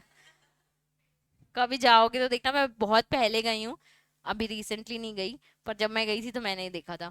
For registering a document, person executing such documents or the representative assign authorize must appear before the registering officer with the time allowed for president, जब बुलाया जाएगा तभी आना। The expression of person executing not only includes the agent who has signed with authority but also the principal who is a party, तो दोनों के sign होने चाहिए, एजेंट के और प्रिंसिपल के साइन करके लेके जाओ, ठीक है। और जनरली ना खुद को प्रेजेंट होना ही पड़ता है, वो एक बार बुलाती क्योंकि वो आपको वेरीफाई करते हैं कंप्लीटली कि आप ही ओनर हो प्रॉपर्टी के। बहुत इजी रजिस्ट्रेशन प्रोसेस, इतना इजी नहीं होता है प्रैक्टिकली, बहुत बहुत चेकिंग, बहुत एडमिन करते हैं पूरा आपको कि आप कौन हो क्या हो, फोटो से चेक करेंगे एक एक डॉक्यूमेंट, ये वो थंबप्रिंट, बहुत सारे तामझाम होते हैं, ठीक है। Presenting will and authorize to adopt, who is entitled to present will, शांश ने पूछा था मर गया तो अब कैसे विल रजिस्ट्रेशन होगी, कौन कराएगा, कौन प्रॉपर्टी का राइट ट्रांसफर करेगा। द टेस्टेटर, खुद बंदा जा सकता है, और after his death any person claiming as executor और अदरवाइज अंडर अ विल, तो जिसको दी हुई है वो भी जा सकता है प्रॉपर्टी का डॉक्यूमेंट लेके। may present it to any registrar or sub registrar for registration। A uncle मर गए थे तो बी जाके बोल सकता है, और ये अंकल जिंदा है तो खुद भी बोल सकते हैं ये मैंने मिल बनाई है, मेरे मरने के बाद ये प्रॉपर्टी इसकी। In case of authority for adoption, the donor, or after his death, the donee, or any authoritative to adopt or adoptive son may present it to any registrar or sub registrar for registration। तो खुद, उनके बच्चे, उनके adopted child, कोई भी जा सकता है, ठीक है। पर जिसके नाम पे हो रही है वो भी जा सकता है, मतलब डोनर, डोनी, कोई अडॉप्शन सन, या फिर अडॉप्ट करना बेसिकली जिसको ये प्रॉपर्टी हम दे रहे हैं वो अडॉप्ट कर रहे हैं वो डॉक्यूमेंट को। registration of a will and authority to adopt, a will or any authority to adopt if presented by a testator यानी खुद, or the donor खुद, may be registered in same manner as any other document, ठीक है। अभी will में कुछ transfer हुआ नहीं है, होगा इन फ्यूचर, तो सेम प्रोसेस ऑफ रजिस्ट्रेशन होगा जैसे बाकी प्रोसेस का होता है.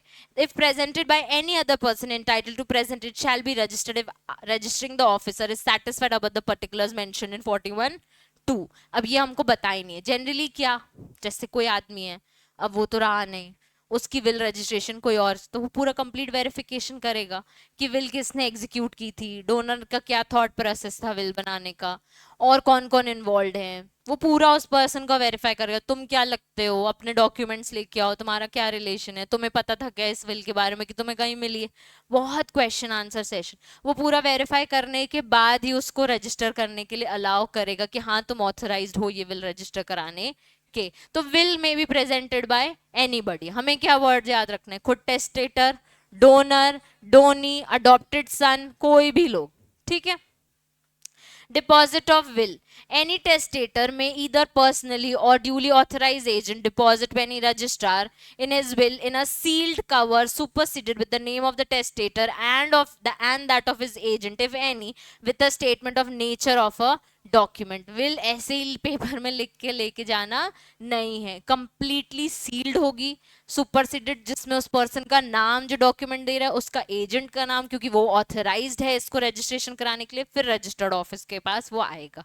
ठीक है. On receiving such document the register on being satisfied shall transcribe in the register book number 5. मैंने बोलता उनके बहुत सारे रजिस्टर्स हैं जिसमें वो रिकॉर्ड डालेंगे, तो विल के लिए book number 5. The superscription and shall note the date, time, month, etc. of such receipt and shall then place and retain the sealed cover in a fireproof box. तब will उसके पास deposit हो जाएगी. ठीक है. अब will को deposit करने का मतलब, विल हम लेके नहीं घूम सकते. विल जब एग्जीक्यूट होने होगी तब काम आएगी. आपने बना दी, आपने रजिस्टर्ड ऑफिस में डिपॉजिट करा दी. अब जब मुद्दा होगा, मतलब ए अंकल जी डेथ होगी, तो डिपॉजिट वाली विल को निकाला जाएगा, या फिर एक्चुअल में पता होगा अगर एग्जीक्यूटर को कि हाँ प्रॉपर्टी उसको मिलने वाली है क्या, तो उस विल के थ्रू जो दूसरे डॉक्यूमेंट्स आपने क्रिएट अगर किए हैं ट्रांसफर को लेके, फिर वो रजिस्टर होंगे. देखो एक विल है, ये आप ले गए रजिस्ट्रार के पास, अब ये सील होनी चाहिए, कवर में होनी चाहिए, सब होनी. जब रजिस्ट्रार के पास ये आई तो रजिस्ट्रार क्या करेगा, सब चेक करेगा. अब विल, अभी तो किसी को प्रॉपर्टी मिलनी नहीं है, तो एक फायर बॉक्स में उसको डिपॉजिट कर लेगा. ठीक है. कि जब ये आदमी मरेगा तब वो पर्सन आ सकता है कि इनकी विल रजिस्टर्ड है, आप बताओ क्या क्या किसके किसके नाम पे है, तो हमें उसका रजिस्ट्रेशन कराना है या उसके इंस्ट्रूमेंट्स क्रिएट करने और फिर रजिस्ट्रेशन कराना है. अदर डॉक्यूमेंट्स अगर आपको नेसेसरी क्रिएट करने पड़ जाए, तो ये सब इसके पास लेने के लिए या तो वो खुद जा सकता है, उसका एजेंट जा सकता है, उसका रिप्रेजेंटेटिव जा सकता है, कोई भी जा सकता है. अब अगर विल रजिस्टर्ड हो गई ना, डिपॉजिट हो गई, अब अगर विल रजिस्टर्ड नहीं हुई तो इसके पहले ऊपर पॉइंट्स कि after his death any person who is donee executor वो जाके रजिस्ट्रेशन करा सकते, तो तब विल का डिपॉजिशन होगा. बाद में विल का इंस्ट्रूमेंट तो अपने को वापस मिल जाता है साइन सील करके, विल उसके पास डिपॉजिट हो जाएगी. एक डॉक्यूमेंट आपको देगा, एक अपने पास रख लेगा. ठीक है. The testator may withdraw it by applying the same and registrar shall deliver it to accordingly. फिर कभी भी जाके विड्रॉ कर सकते हो. रजिस्टर डॉक्यूमेंट व्हेन ऑपरेटिव, पढ़ना ए और बी. अब सारे ऐसे ही सेक्शंस हैं.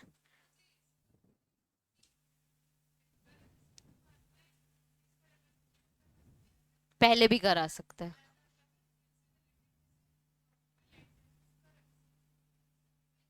विल का रजिस्ट्रेशन, विल का रजिस्ट्रेशन. ठीक है. ऑप्शनल है ना, लेकिन कराने गए तो लिखा है ना प्रेजेंट करनी पड़ेगी विल. हो गया ना. तो डॉक्यूमेंट का, will is a instrument, will is an instrument which creates any right, transfer any right. आपने क्या किया, विल का रजिस्ट्रेशन करा लिया. ठीक है. विल में क्या बोला, ये प्रॉपर्टी अगर मैं जाता हूं तो ये प्रॉपर्टी इस पर्सन की हो जाएगी. जब एक्चुअली वो पर्सन चला जाएगा तो विल खुलेगी. ठीक है. विल में लिखा होगा कि कौन सी प्रॉपर्टी किसकी. अगर उसके बाद आपको कोई इंस्ट्रूमेंट रजिस्ट्रेशन कराना है तो की बात कर रही हूँ, मैंडेटरी कहीं नहीं लिखा है. अगर हमने क्या पढ़ा, क्या उसमें 5 मैंडेटरी डॉक्यूमेंट्स पढ़े, वहां विल का कुछ भी था नहीं था. मैं बोल रही हूँ कि अगर उसके बाद आपको अगर कोई डॉक्यूमेंट इंस्ट्रूमेंट क्रिएट करना है कि ये मुझे विल से मिला है, विल तो एक पर्सन ने बनाई, बाटी थोड़ी है. जैसे मैंने एक ए अंकल है, उन्होंने विल बना दी, अब उनने उसमें उसने FG दो लोगों को अपनी अपनी प्रॉपर्टी दे दी, तो विल में लिख के दी। विल आपने क्या की, रजिस्टर करा दी, डिपॉजिट करा दी। अब एफ और जी जिनको प्रॉपर्टी मिली है, तो वो बाद में अगर कोई इंस्ट्रूमेंट रजिस्ट्रेशन करा सकते हैं तो कराने चले जाए, चाहे तो और नहीं तो उनके पास ओनरशिप विल के थ्रू आई गई है, क्योंकि विल रजिस्टर हुई। विल किसके पास थी, ए अंकल के पास। ए ने एफ और जी को बांटी नहीं थी, अभी उनके पास कोई डॉक्यूमेंट नहीं है, कोई प्रूफ नहीं है that they are the owner of the property. एक विल एक है, उसके बाद हो सकता है उनने ओनरशिप को अपने ऊपर दिखाने के लिए कोई इंस्ट्रूमेंट क्रिएट किए हो, तो उसके लिए कि बाद में उसके रिप्रेजेंटेटिव आके हमसे पंगे ना ले, तो जाके दोबारा रजिस्ट्रेशन उनको कराना पड़ सकता है। ठीक है, अब इसके दो पॉइंट्स पढ़ो। रजिस्टर डॉक्यूमेंट्स व्हेन ऑपरेटिव, कब होएगा रजिस्टर होने के बाद, कब ऑपरेटिव में ऑपरेशंस में आ जाएंगे।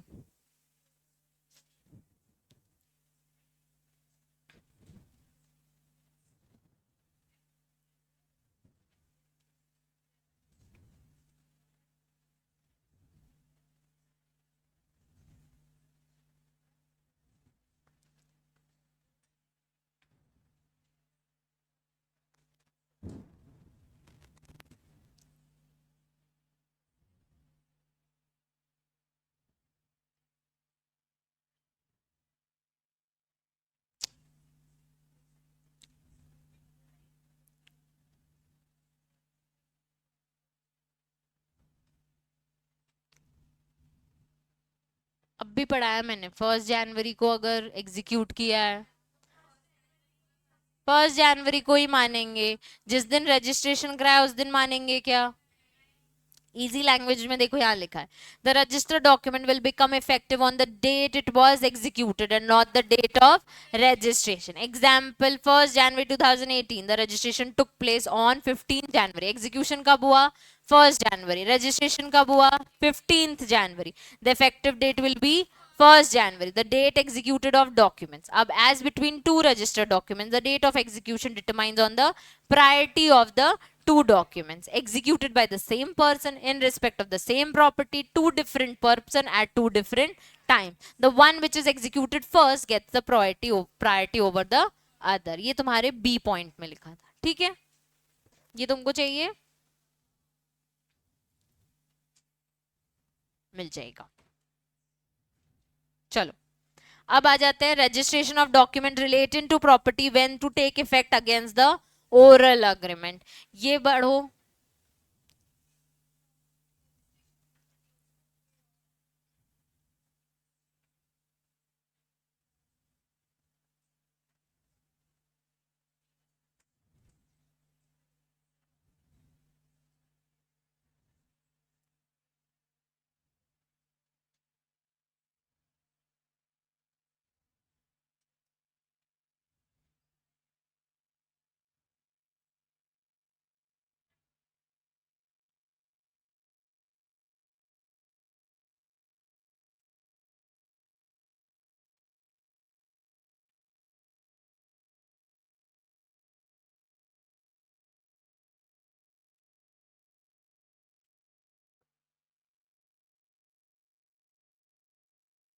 जो अब भी हमने पढ़ा वही लिखा है।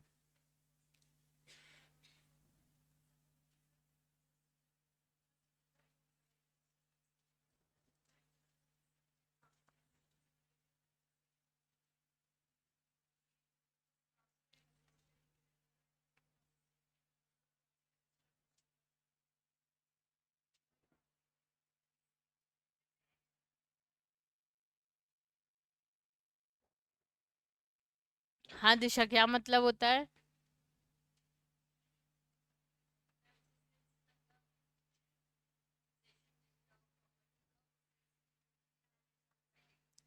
क्या वायलेट हो जाता है, मिल गई है तो वैलिड हो जाता है। ठीक है, किसी को और कोई डाउट, ये दो सेक्शंस के आगे बस रीड रख लो, तुम्हें सिर्फ अंडरस्टैंडिंग के लिए चाहिए था ये दो सेक्शन, कि अगर ओरल अग्रीमेंट्स आपके हो रहे हैं तो जब पोजेशन हो जाएगा तब हम बोल देंगे कि ठीक है आपने ट्रांसफर किया है उसको। और अभी हमने प्रायोरिटी वाला पढ़ा कि दो डॉक्यूमेंट है, सेम डे पे एग्जीक्यूट हो रहे हैं, सेम लोगों पे आ रहे हैं, तो हम प्रायोरिटी किसको देंगे, जो पहले रजिस्टर हो जाता है। वही चीज यहाँ पे एक्सप्लेन की है सेकेंड वाले पैराग्राफ में, ठीक है। हाँ, ओरल से ज्यादा ऑब्वियसली रजिस्टर्ड को प्रायोरिटी देंगे, ठीक है। चलो इंपॉर्टेंट चीज, consequences of non registration of document क्या होगा? सेक्शन 17 में 5 पढ़े, कंपलसरी रजिस्ट्रेशन नहीं करा, हमारी मर्जी, बताओ क्या इफेक्ट होगा, क्या कॉन्सिक्वेंसेज होंगे नहीं कराया तो? लीगल एक्शन नहीं ले सकते, और मैंने बोला था एक कि गिफ्ट दिया, प्रॉपर्टी नहीं, वैलिड नहीं मानेंगे, ट्रांसफर हुआ ही नहीं, किसको हम बोलेंगे ओनर कौन है?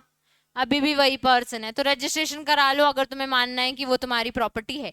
एक और ऑब्जेक्ट पढ़ा था कि फ्रॉड होने से बचाएगा, प्लस आप इसके लिए कोर्ट में इन फ्यूचर हेल्प ले सकते हो, तो रजिस्ट्रेशन करा लिया तो फ्यूचर हेल्प भी ले सकते हो। तो no document required by section 17 or any provision transfer of property to be registered shall affect any immovable property comprised therein, confer any part to adopt, or be received as evidence by transaction affecting such property or conferring such power. क्या लिखा है? affect any property comprise therein, मतलब आपने जो सोचा था property transfer होगी, पहली बात तो कोई इफेक्ट नहीं आया क्योंकि आपने रजिस्ट्रेशन कराया ही नहीं। Compare any part two adopt, आप नहीं बोल सकते ये मेरी प्रॉपर्टी है, आपको इस चीज की कोई पार नहीं है कि आप बोल दो कि मैंने अडॉप्ट किया है। थर्ड, इसको कभी भी आप एविडेंस के उसमें ये ट्रांजेक्शन को कभी दिखा ही नहीं सकते क्योंकि ये रजिस्टर्ड नहीं है unless it has been registered. Section 49 is mandatory, and a document which is registered to be cannot be received as evidence as affecting the immovable property. Unregistered document which comes under section 17 cannot be used in any legal proceedings to bring out indirectly the effect it would have registered. दोनों points में उल्टा लिखा है actually, negative point कि अगर registration नहीं करा है, एविडेंस नहीं दे सकते, रजिस्ट्रेशन नहीं करा है तो कोर्ट में वो डॉक्यूमेंट लेके भी मत आना जिसमें बोल रहे हो कि तुम्हें ये राइट मिला है। ठीक है,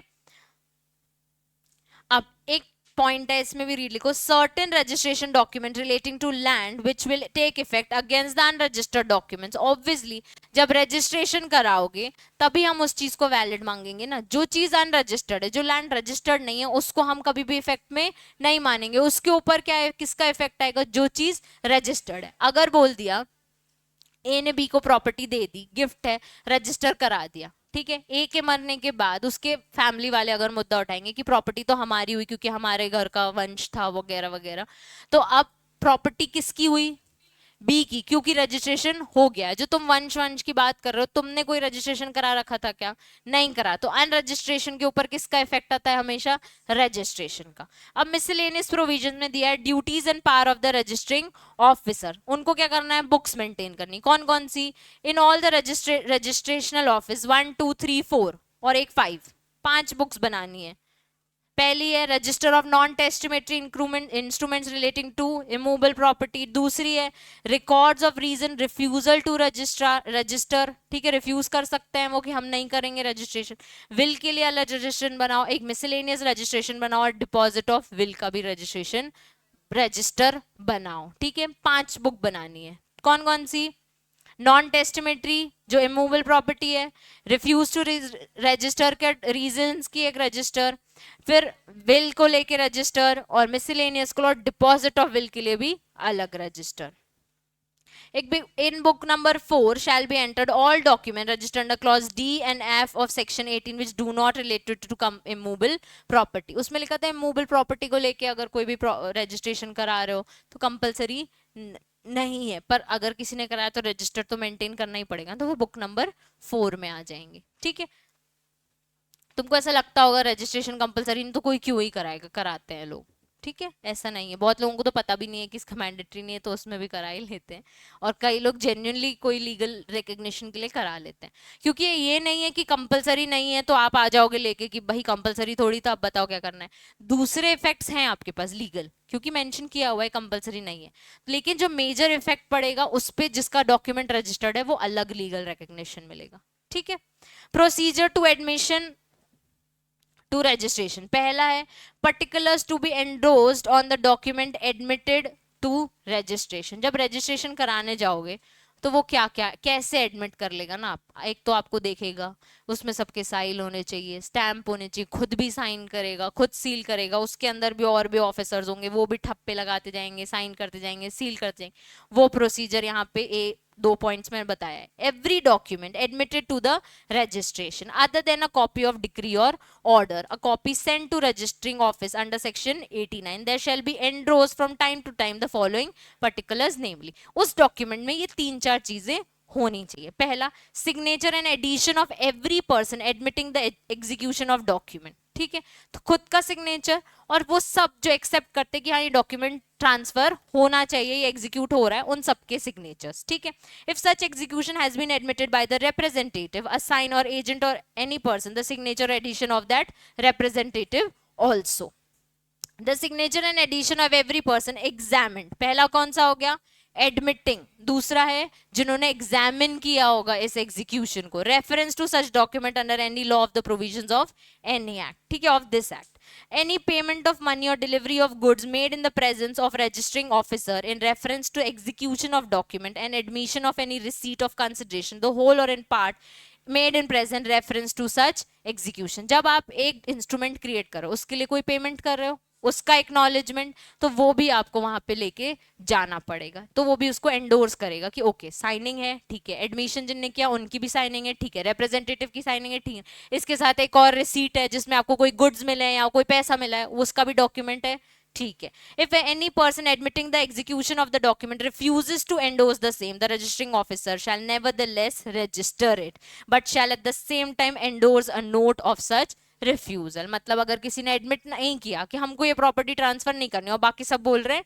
करनी है, और पारिवारिक चीजों में फैमिली में तो होती ही है कि दादा लोगों ने कभी किया नहीं, अब सब पढ़े लिखे हो गए हैं, अब सबको प्रॉपर्टीज को लेके टंटे करने हैं, कोई बोल रहा है हमारा भी राइट है, हमारा भी राइट है, हमारा भी राइट है। अब एक प्रॉपर्टी है जो सबको बेचनी है, लेकिन एक ऐसी फैमिली हमको नहीं बेचनी, तो अब वो एडमिट नहीं करेगा तो रजिस्टर भी नहीं होएगी, ये याद रखना, ठीक है।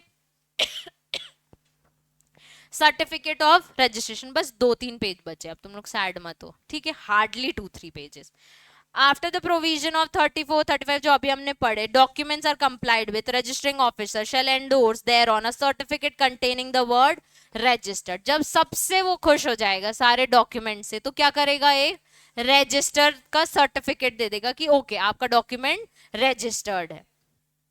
The certificate of registration respect of document is prima facie an evidence that the document has been legally registered, raises a presumption that registering officer proceeded in accordance with the law। सब 4 page गिनने लग गए ना, झूठ नहीं बोल रही हूं मैं, तुम लोग को टीपी एक्ट है इसके बाद, इसके बाद टीपी एक्ट स्टार्ट हो जाएगा, 2 एक्ट लिखे थे ऊपर। चलो, सर्टिफिकेट मिलता है, ऊपर क्या लिख देगा, registered, on the face of the document में भी दिखना चाहिए कि डॉक्यूमेंट लीगली रजिस्टर्ड है by the registrar. Procedure after the registration of documents relating to land, ठीक है, और इसके बाद एक टॉपिक है precautions and prerequisites for the registration. अब देखो लैंड के लिए क्या बोल रहा है, forwarding the memorandum to sub registrar, फिर क्या बोल रहा है, forwarding the copy to other registrars, registrar shall file in the book number 1 और sub registrar shall file in the book number 1। लिखो, ए पढ़ो पढ़ो पढ़ो पढ़ो।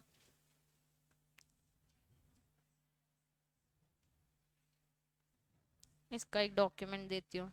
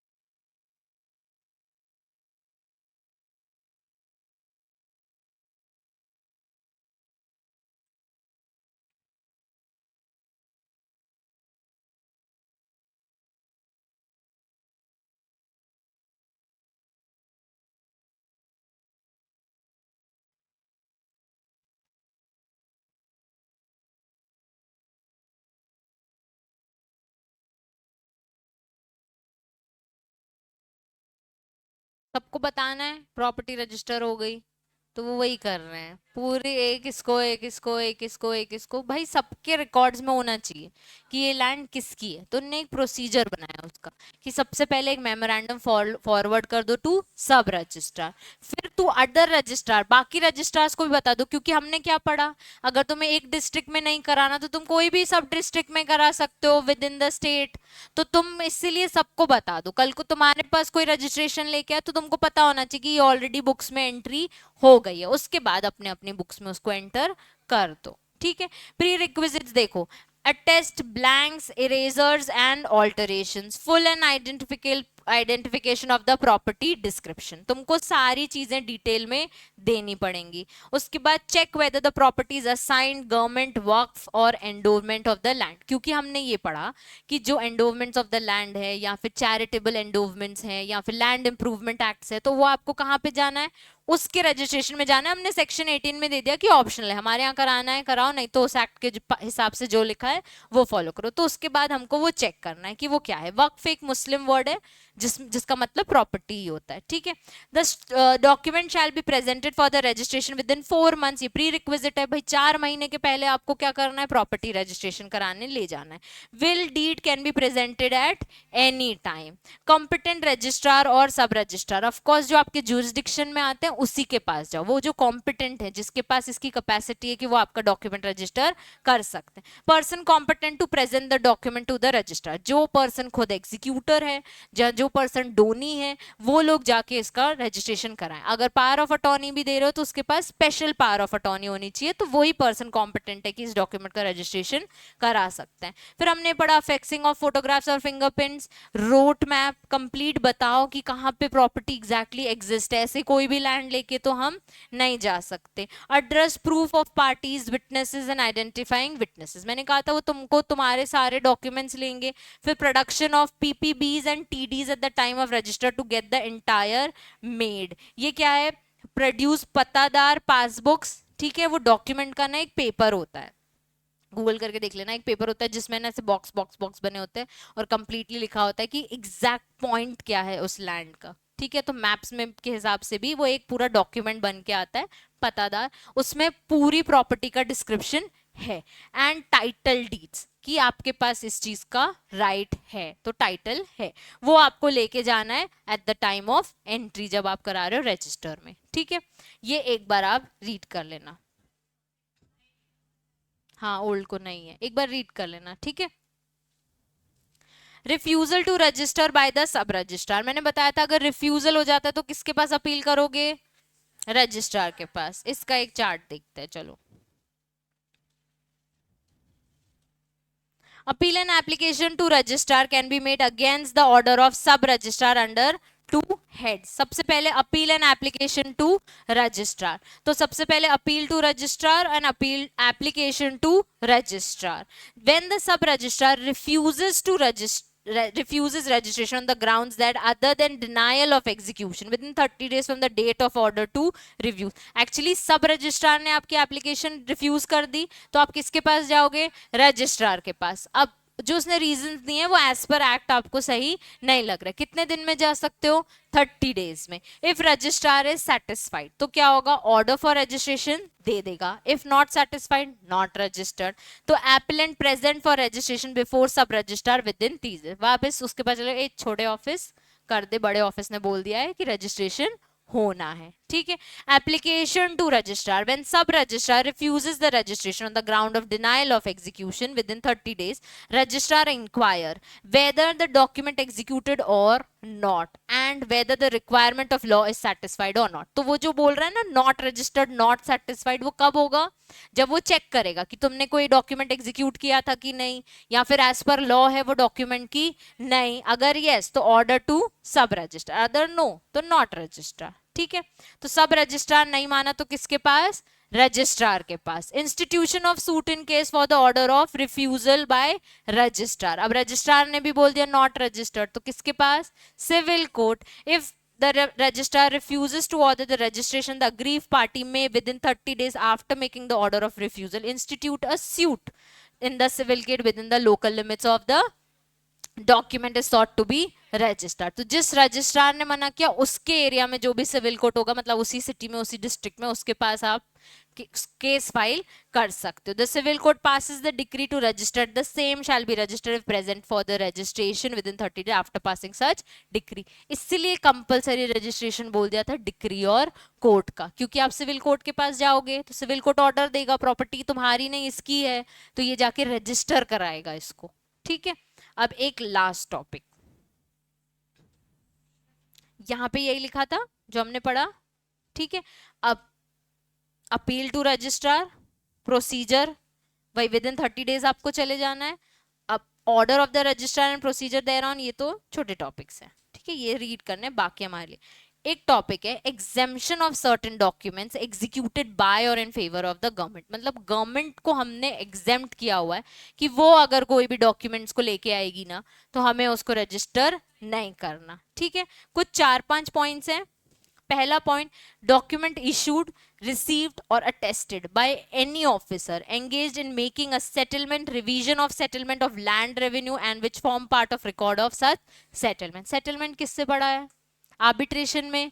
तो अगर कोई सेटलमेंट कराने के ऊपर गवर्नमेंट अगर एक बोल रही है कि लैंड तुम्हारी नहीं इसकी है, या फिर ये लैंड किसी की नहीं हमारी है, तो उसके लिए रजिस्ट्रेशन कराने की जरूरत नहीं है। ठीक है, दूसरा point, documents and maps issued, received, authenticated by any officer engaged on behalf of the government or in making or revising the survey of any land form part of the record of such survey. अब survey करते time आप markings करते हो land को लेके, तो land को लेके जब मार्किंग करी तो पता चला कि ये वाली लैंड इसकी नहीं इसकी है, चेंजेस होंगे क्योंकि लैंड को लेके मार्किंग हो रही है। तो अगर आपने अपने पत्तादार वाले जो डॉक्यूमेंट है उसमें इतना एरिया कवर किया, जबकि इतना एरिया आपका नहीं, सिर्फ इतना एरिया आपका, तो ये एरिया किसका हो गया? गवर्नमेंट का। अब सर्वे लेके पता चला है तो ये एरिया का रजिस्ट्रेशन कराने की जरूरत नहीं है। ठीक है, documents under any law for time being are in time being in force are filled periodically in any revenue office by in पत्तावारिस and other officers charged with the preparation of village records। अगर गांव बनाते जा रहे हो किसी किसी areas को, तो उसके लिए भी मतलब इन शॉर्ट गवर्नमेंट अगर कोई एरिया को डिक्लेयर कर रही है ना अपने फेवर में, तो उसको कभी भी रजिस्ट्रेशन कराने की जरूरत नहीं। एक लैंड को अगर विलेज रिकॉर्ड्स में डाल दिया तो उसको भी रजिस्ट्रेशन कराने की जरूरत नहीं है। फिर है सनद। सनद पता है? सनद, enum, title deeds, one of the same thing है। ठीक है, सनद इज ऑल्सो अ डॉक्यूमेंट।